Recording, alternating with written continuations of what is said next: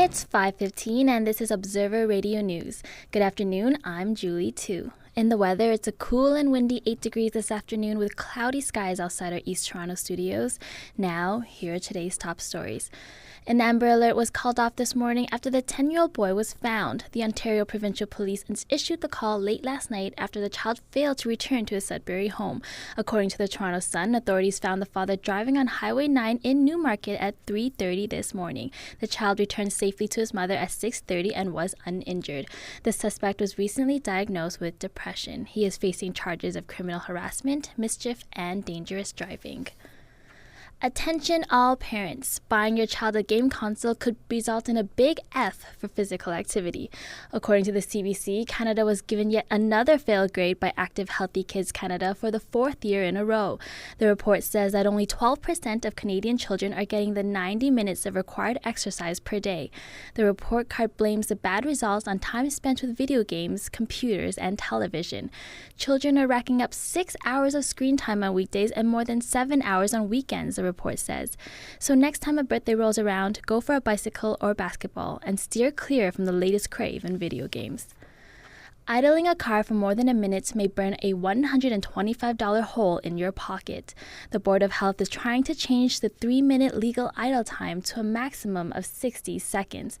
In hopes of reducing greenhouse gas emissions and lessen pollution, they want more tickets issued to car owners. According to the Toronto Star, the Board of Health wants stricter repercussions when breaking this bylaw, including a $125 fine.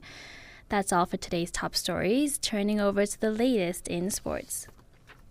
In hockey, the Montreal Canadiens fought their way to Game 7 with the Washington Capitals. The Habs had a 4-1 win over the Caps, pushing the Eastern Conference quarterfinal back to our neighbor's capital for the Wednesday night's winner-take-all fight. The star of the night, Montreal Canadiens goalie Jaroslav Halak, made 53 saves and brought a standing ovation from the Montreal crowd.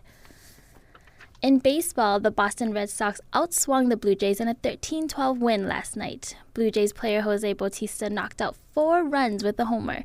The Jays ended up with 16 hits to the Red Sox's 18 at the Rogers Center. The OFSA Provincial Boys High School Basketball Championship Tournament ended with a bang and a Toronto team coming out on top. Of the 18 teams invited to the tournament, 5 of them were Toronto.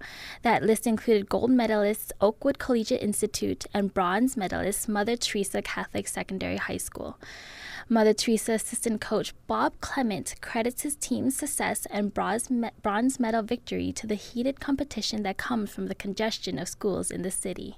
A lot of the kids play ball in the community and stuff, and I think it breeds a sort of a toughness, a tough mentality. You know, they're very competitive, and I think it gives us an edge in a lot of games that we play. With Oakwood and Mother Teresa finishing in 1st and 3rd respectively, Toronto holds on to bragging rights for boys high school basketball. And now, the latest in entertainment. Fans are waiting in anticipation as the final season of The Hills reality show airs tonight. The season promises a suspenseful ending that will keep viewers on edge, or so MTV hopes. Will it finally be the end of Spidey's marriage? And does Kristen really have a drug problem? The tweeting frenzy has already begun with speculation over Heidi Montag's new body put into action.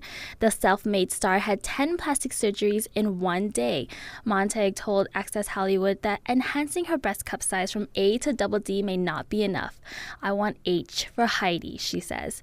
See Heidi and the rest of the cast for the last time this season as the premiere airs on MTV tonight. That's all for our show to now. You can find more news online at torontoobserver.ca.